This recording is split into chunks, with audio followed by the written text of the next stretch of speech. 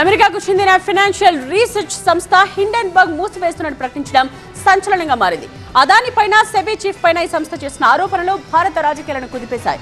ఒకవైపు Trump America అధ్యక్షుడిగా బాధ్యతలు స్వీకరిస్తున్న సమయంలో తమ సంస్థను మూసివేస్తున్నట్టు హిండెన్బర్గ్ వ్యవస్థాపకుడు నాథన్ ఆండర్సన్ ప్రకటించడం చర్చనీయాంశంగా మారింది. భారత రాజకీయాల్లో దుమారం రేపిన హిండెన్బర్గ్ మూసివేతకు అమెరికా రాజకీయాలకు సంబంధం ఉందా? చర్చ అంతా ఇప్పుడు రాజకీయ పరిణామాల చుట్టే సాగుతోంది. హిండెన్బర్గ్ మూసివేత నిర్ణయానికి అసలు కారణాలేంటి? అమెరికన్ నుండి టీవీ9 కరెస్పాండెంట్ ఉజ్వల్ మరిన్ని వివరాలు అందిస్తారు. హిండర్సన్ రీసెర్చ్ ఈ పేరు మనందరికీ చాలా సుపరిచితం. ఎందుకంటే పెద్ద పెద్ద కంపెనీలు, అదానీ గ్రూప్ ఇలాంటి కంపెనీలనే వణికించింది అండ్ షేక్ చేసింది. అండ్ ఈ కంపెనీ ఇంకా ఉండదు. సో ఈ కంపెనీ యొక్క వ్యవస్థాపకులు నేథన్ ఆండర్సన్ ప్రకటించడం జరిగింది that this company will not exist any more అని చెప్పి.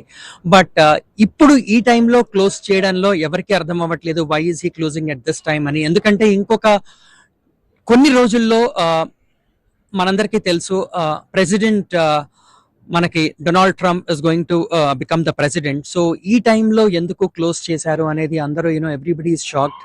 బట్ రిపబ్లికన్స్ మటుకు every document we're going to verify and we're going to thorough investigation అని చెప్పి అనడం జరిగింది.